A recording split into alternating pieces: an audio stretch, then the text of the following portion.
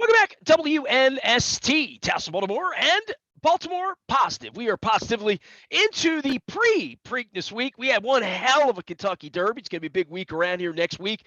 And perhaps Adley Rutschman and some others may be coming north here as well. But football time here. Luke joins us now from Owings Mills, all things baby birds as they have taken them back out and got that going. What's going on, Luke? How are you?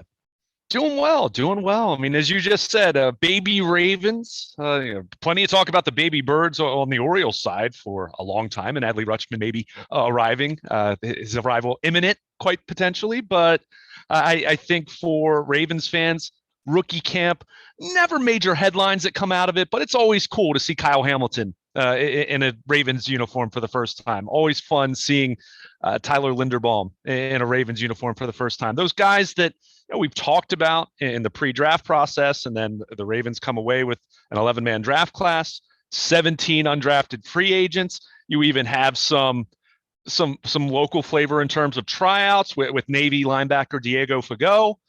So a lot of fun. Not something that is necessarily all that profound, the magnitude of it. I mean, practices are slow. Guys are learning how to huddle up. Guys are learning the playbook. It's definitely a slower pace than what I'm accustomed to seeing out there on a regular basis. That much is certain. But it's the latest checkpoint in the off season as we get closer to OTAs, get closer to mini camp. And for all these rookies, it's a great opportunity for them to get their feet wet before the veterans start to show up. And you want these guys to have at least a nice baseline of information that from which they can go to learn and to progress from there. So always fun. Again, nothing earth-shattering to really come out of the weekend. Did you get a chance to ask John Harbaugh about AEW wrestling and showing up in Catonsville over the past week? But by the way, I was a lot of shocked fun. people didn't know that he was Pillman's roommate. I thought everybody knew that.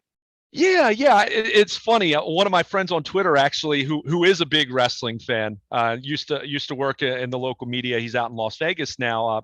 Aaron Oster actually mentioned he thought that the John Harbaugh, Brian Pillman thing was almost like Jerome Bettis being from Detroit at this point, right? I mean, you think everyone knows it, but not the case. But it was fun to hear John talk about that a little bit. But again, the theme of the weekend, these rookies coming in, seeing them in Ravens jerseys and helmets for the first time. And, I mean, Kyle Hamilton stood out.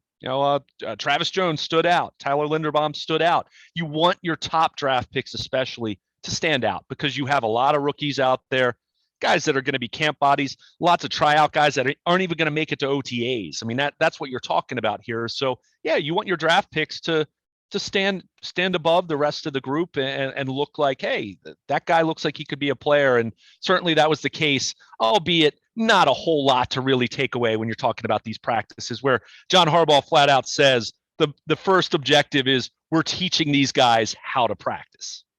Well, the other part of this is they pick numbers this time of year. And I remember in the old days, you just got to sign numbers where you were. The whole numbering system in the NFL being screwy. It's like, all right, who's going to wear number 5? Who's going to wear number 1? Who's going to wear number whatever?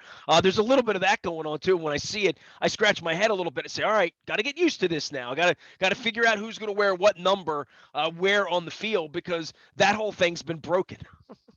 Yeah, it really has been. I mean, you see Kyle Hamilton wearing number 14, which he wore at Notre Dame, and that's perfectly allowed now. That's legal. They changed the jersey number rules last year, but it's funny. We just got used to Marquise Brown wearing Joe Flacco's old number 5, and now Jalen Armour-Davis, their fourth round corner, is going to wear number 5 because Marquise Brown, well, he's in Arizona now. So it is a little. Still thinks it's his number, by the way. Yeah, right. Exactly. Yeah. And I know James Prochet is wearing number 3 now, for example. So even some veterans switching numbers, even 2 years into this number change. The number jersey number rules changed and all of that. But I always recommend to people, for some of these rookies, some of these younger guys, if you really want to maximize an investment, if you're going to buy a jersey, wait a year. Wait. I mean, I can remember Kyle Bowler wearing number 8 his rookie year when Chris Redman was still hanging around. So I always recommend waiting a year. The Ravens might not want to hear that. The NFL doesn't want to hear that. But if you want to have a jersey that you're hoping will stand the test of time in terms of changes and things of that nature, probably wise to wait a year or two because inevitably, as much as we talk about the rookies and the draft picks and the excitement of them arriving, we know what that means on the other side for veterans and guys who have been around for a number of years. So you always want to try to wait at least, I always think wait until at least year or two and see. But you're right, the jersey number thing, that's definitely weird now. There's no question about it. Where, other than the O line and the D line, it's basically fair game for everyone else. It kind of sort of is that way. I mean, there are a few parameters still in place, but definitely leads to some more interesting numbers. And we saw this last year. I mean, Patrick Queen, a linebacker, was wearing number 6, for example. So it's definitely something you have to get used to. But again, we're learning all these jersey numbers, and while these guys are learning their playbook, learning where the cafeteria is, all of that fun stuff in Owings Mills. All right, so we talk so much about the draft, and we talk so much about free agency, and what they were going to do and the money they gave to safety and draft or in free agency. Then they draft the safety. Now it's the first time, and I think it's harder to do last week. I think the minute after the draft, you start piecing together the team. I start looking at these guys and start saying, all right, what are they really going to do about the wide receiver thing with Hollywood Brown? What's the team really going to look like in September? And I know we're going to have a schedule to talk about later this week. We'll talk about the fact that Pittsburgh doesn't have to go out of the time zone and do all that stuff. But for the Ravens and for them suiting up and playing football, and as Ozzie would always say, they don't have to play today, Luke. How do you feel? I felt great about them in the offseason last year, leading into the season in a lot of ways. I don't think there's any way we're going to feel great about them until you see 3 running backs, until you see healthy wide receivers, until you see the offensive line, everybody come and put their chin strap on at some point in August and say, this is the real team. But we're getting closer now. This is finally 2 weeks ago. It's impossible to talk about the Ravens of 2022 because we knew there'd be 3, 4, 5 players that would have impact. Probably still another free agent they're going to sign, probably more. Where are you? Where's your confidence level that they're a better football team today than they were 4 months ago? Well, I think they're going to be better just by the assumption that most of the guys that were hurt last year will come back. Now, that doesn't mean that every single one will. And last year was a great example of this because you had Ronnie Stanley coming off of a 2020 injury.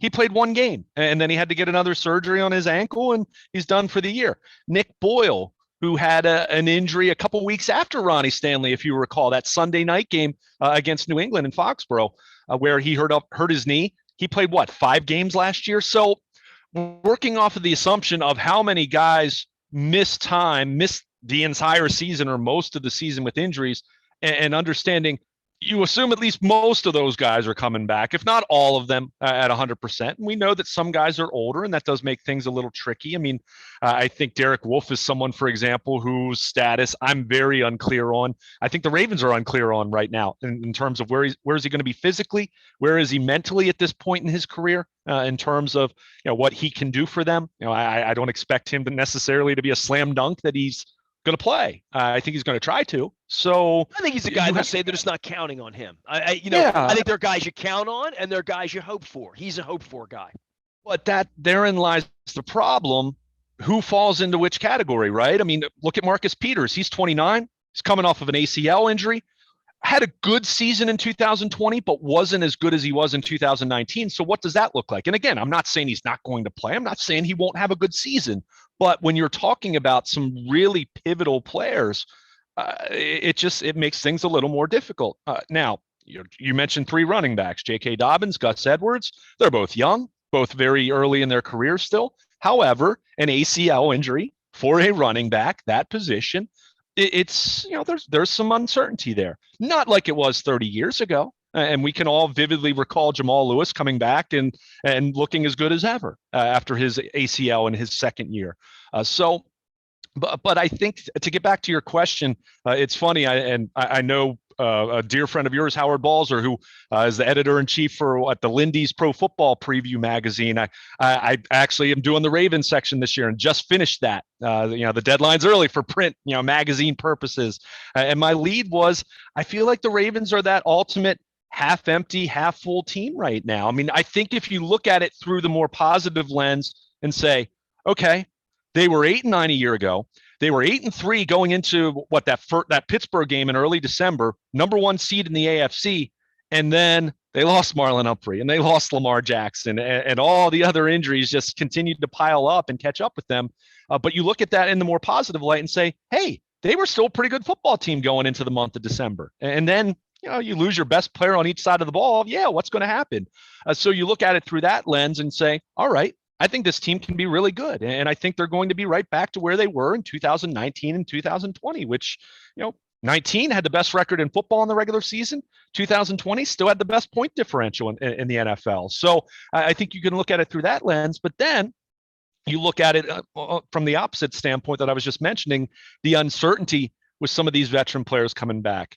The reality that Marquise Brown has said, goodbye, I don't want to be here anymore. This offense isn't a fit for me. And whether you agree with his position on that or not, perception's reality when you start talking about that. So, and what that means in terms of trying to get a Jarvis Landry or someone else to come in and help out at wide receiver. Some of these veteran guys that are going to be, at this point, you assume 1-year contracts.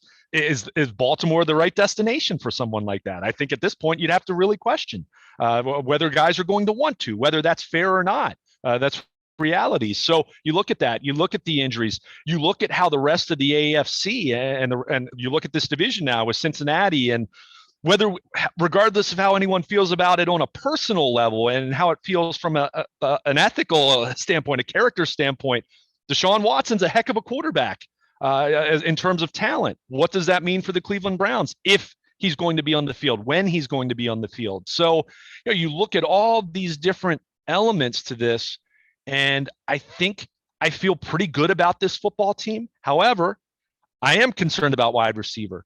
I am concerned in the short term more so, but still concerned about the pass rush and edge rushers, and knowing that David Ajabo's best case scenario is maybe he's on the field by, I don't know, late October, maybe. That's the best case. And again, what's he going to look like? What's Tyus Bowser going to look like coming off of the Achilles injury in week 18 last year? This is going to be the story for 4 months, right? Like right, watching these guys and saying, hey, Ronnie Stanley's upright today. Marcus Peters out on the field. Reddish out on the field. Boyle's upright and looking okay. Like, all of these guys are so, as we sit here in May, they're probably in their own mind questioning whether they're going to be able to play in week 3. Right. And I think, again, it's the half empty, half full outlook.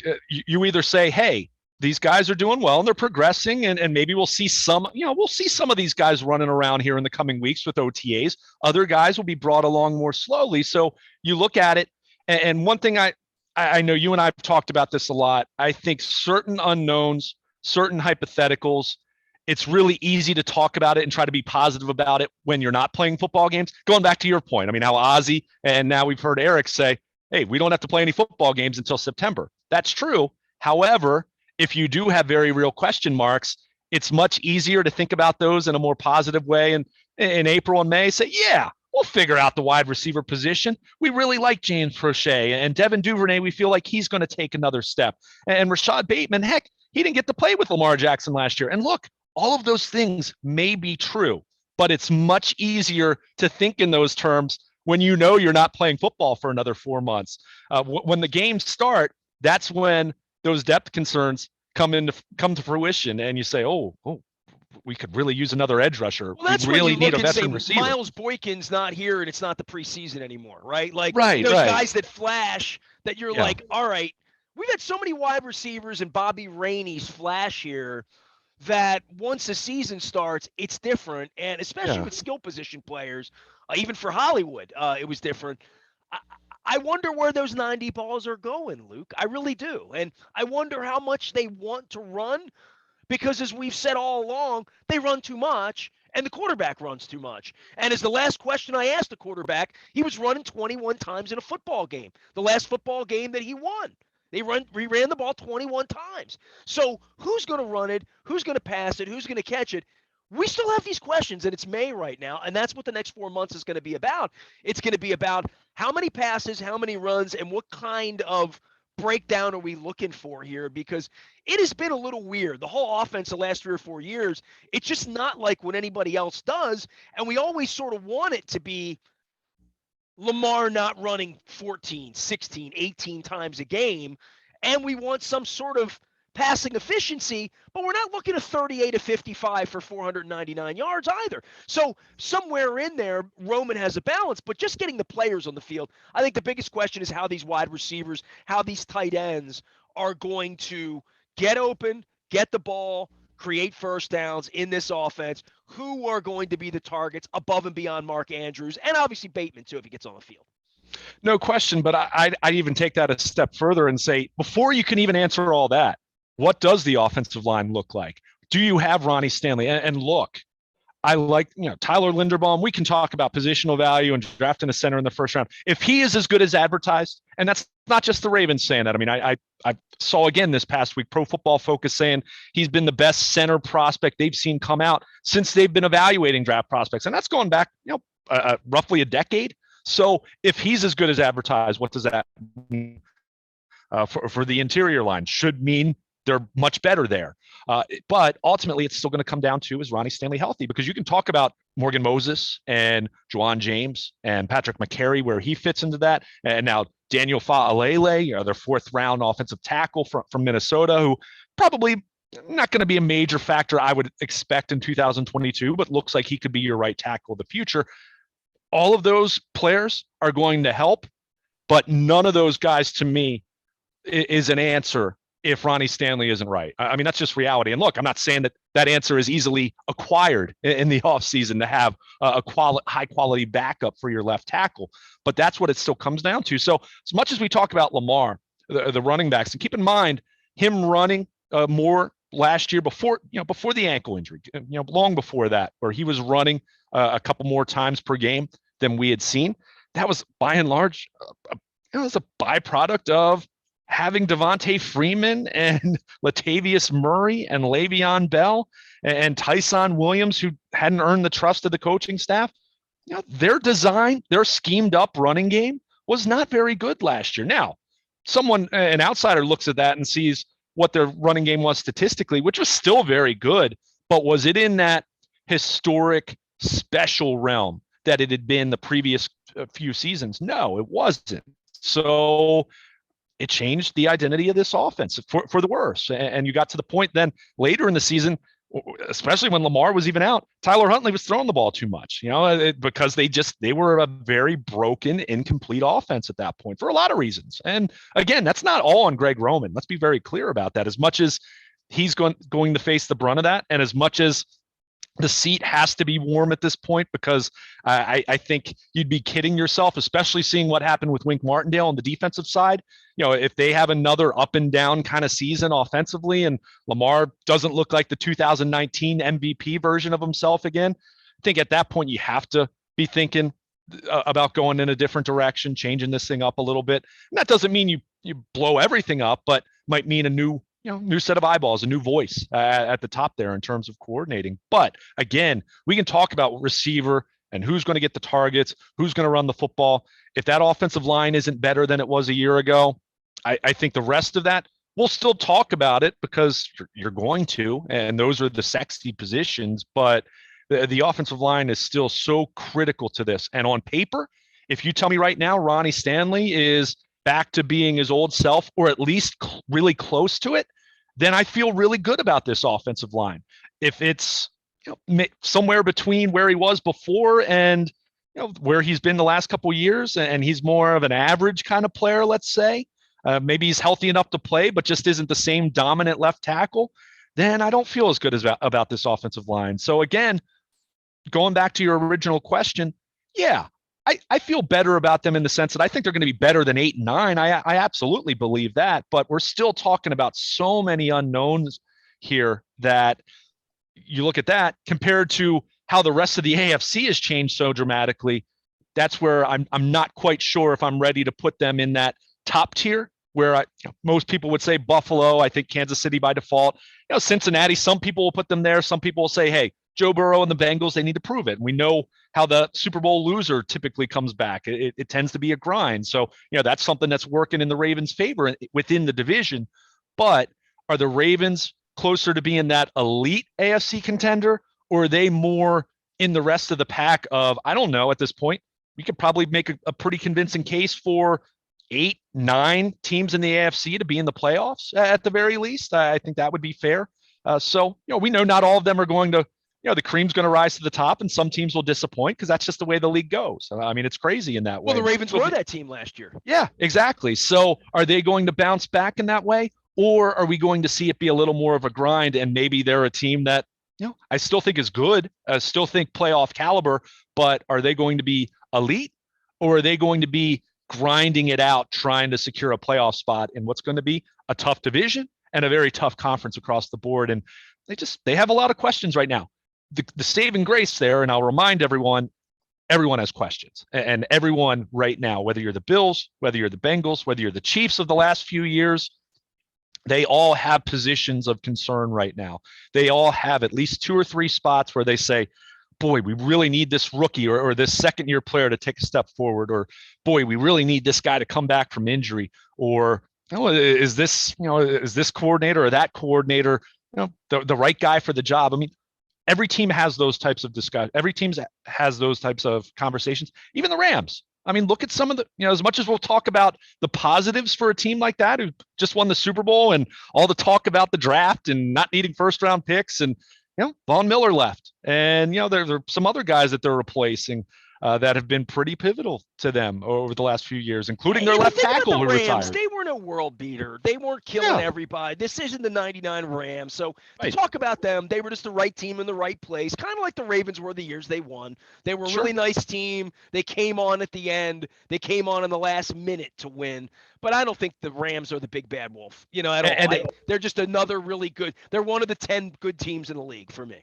And what you just said, and look, agree or disagree with this, what you just said is basically the Ravens' philosophy at this point of not being that team that's going to go, quote, all in for a championship. And let's face it, the Rams kind of did that, but the overall quality of that team from week 1 until winning the Super Bowl, to your point, it's not as though they look like the best team in the league for any more than a couple weeks at a time. Yeah, they had really good stretches, but they also had some stretches where you'd say, I don't, is Matt Stafford really the same guy? And, is he a winner? I mean, this guy played for Detroit his whole career. So, but the whole philosophy is to stay competitive every year, be in the mix every year, make the playoffs every year, and then hope that you're healthy enough, because we know that that's a huge part of this. I mean, people can say, oh, next man up, blah, blah, blah, blah, blah. You need to be healthy. With very few exceptions, you can overcome some injuries here and there, but if you're going to have a year like the Ravens had this past year, 8 and 9 is probably best you're going to do, right? I mean, that's kind of where you are at that point. With the injuries, if the Ravens make the playoffs, they're not going anywhere. You're not winning 4 games in January with a third of your team. You're just not. Right. And you and I talked about that throughout. And Steve Bisciotti, when he spoke earlier this offseason, mentioned that. I mean, it kind of felt like a house of cards that was just going to crumble at some point. I mean, well, the Chiefs would have won 2 Super Bowls if they didn't lose those linemen before the Super Bowl, right? I mean, the basic thought is they were the better team until everybody got hurt in January, and then all of a sudden they didn't win another ring. Yeah, I mean, they were down. I think they had lost at that point 4 of their 5 week 1 starters, something along those lines. I mean, it was silly. In the same way we were talking about some of the silliness of what the Ravens' certain position groups were looking like by the end of the season. I mean, it's just you can try to build as much depth as you want, and you can do that in certain spots. But you can ultimately, have RG3 as your backup quarterback, but if he has to play, right? I mean, there's a lot that goes into it. And again, I'm not trying to be dismissive of what happened last year, and that's not to say that you don't make some changes and make some corrections and try to upgrade some areas. There's no question. But again, a big part of this, and that goes back to my theme. Are you a half full or half empty person? A big part of this is, how did they come back from injury? If most of those guys, all the important ones are all but, let's say, one, if you get, let's look at J.K. Dobbins and Gus Edwards, for example. If at least one of those guys is good as new, and maybe the other one comes along a little more slowly, you're probably okay, right? You would think. And Tyler Beatty, the kid who grew up in Randallstown and was local and really productive running back at Missouri this past year. You got him in the mix now, and you can live with that. But if both of those guys, if Edwards and Dobbins are kind of slow to come back to full speed, then you're a little more concerned. And then you're going back to what we were talking about last year. You're leaning a little too hard on Lamar running the football. So, you go through each position group, each injury that they had a year ago. And if for the most part, you get those guys back and they're not just healthy enough to play, but they're looking like the guy they were before, then I like this team when you talk about it through that lens and then talking about the players they've added, Marcus Williams, Morgan Moses, the guys in the draft. I mean, where you look at their top 3 or 4 picks, other than Ajabo, it's a little more of a mystery. Guys that you assume, hey, Kyle Hamilton should be playing a ton, whether he's going to officially start or not. Linderbaum should start day one. I think Travis Jones will play a lot. So, they've got a lot of guys that can come in and contribute that are young or coming in as free agents. So, but it's still going to come, so much of it still comes back to the health, and that piece is just a little more unknown. So I feel good. Do I feel great just yet?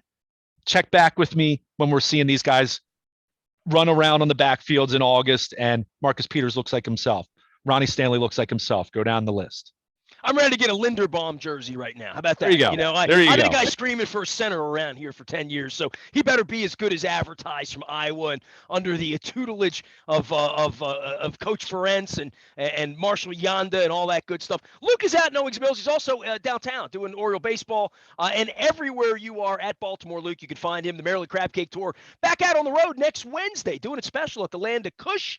We're going to be downtown having vegan crab cake. I got some real crab cakes coming along the line, setting up dates all through May into June. It's all brought to you by the Maryland Lottery. Our friends at Goodwill. I got my Goodwill shirt on right now. And our newest friends at Window Nation will be telling you more about 2-for-1 windows. I am Nestor. We are WNST, AM 1570, Towson, Baltimore. We never stop talking Baltimore positive.